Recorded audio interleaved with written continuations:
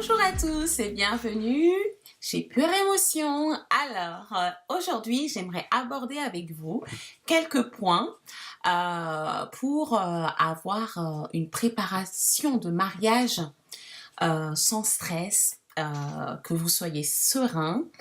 On va aborder plusieurs petits points qu'il faudra prendre en compte pour que tout se passe au mieux. Donc déjà, pour commencer, la préparation, c'est-à-dire que il faut se projeter, voir comment vous souhaitez que votre jour J se déroule.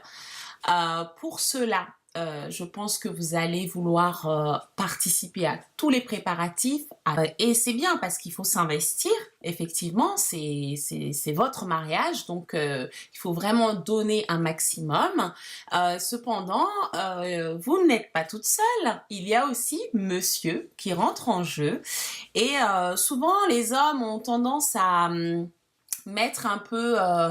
ne pas s'investir autant que nous parce que ils nous font entièrement confiance, donc ils se disent qu'on va très bien gérer tout ça. Mais c'est quand même très important qu'il ait son mot à dire, qu'il participe à sa manière à ce jour J, parce que c'est l'aventure de deux êtres, hein, c'est vous deux ensemble, donc il faut aussi écrire ensemble les préparatifs de ce mariage. Ensuite, il y a les décisions. Donc, les décisions, il s'agit de votre mariage.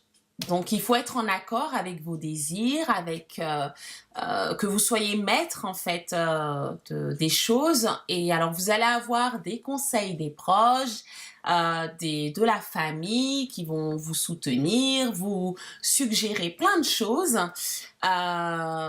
Mais attention, les parents, grands-parents et les amis qui vont peut-être aussi s'immiscer un peu trop dans ces préparatifs. Par exemple, c'est vrai que souvent les parents participent à une partie du mariage. Par exemple, la maman va vouloir offrir la robe de mariée à sa fille et elle va aussi être très très très présente et va donner son avis, même une robe qui pourrait vous plaire.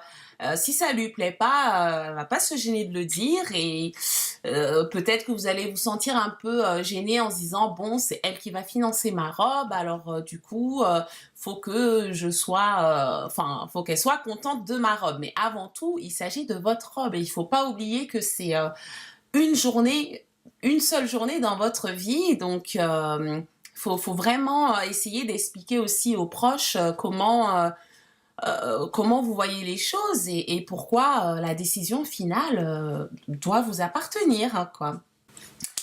Ensuite, troisième chose, le budget. Alors ça, c'est la chose qui fâche, hein, mais selon le type de mariage que vous allez vouloir, votre budget, il va être plus ou moins élevé. Et mais une chose est sûre, c'est qu'il va falloir passer à la caisse, hein.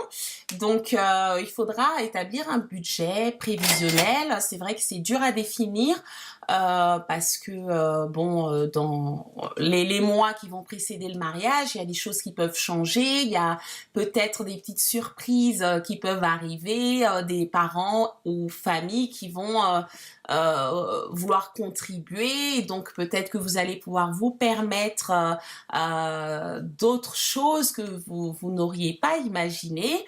Mais c'est quand même important de partir de quelque chose et comme ça vous serez préparé, même si souvent il faut le dire, on dépasse souvent le budget qu'on s'était dit, mais au moins on a une base, on part de quelque chose. Donc j'en ai fini pour cette partie.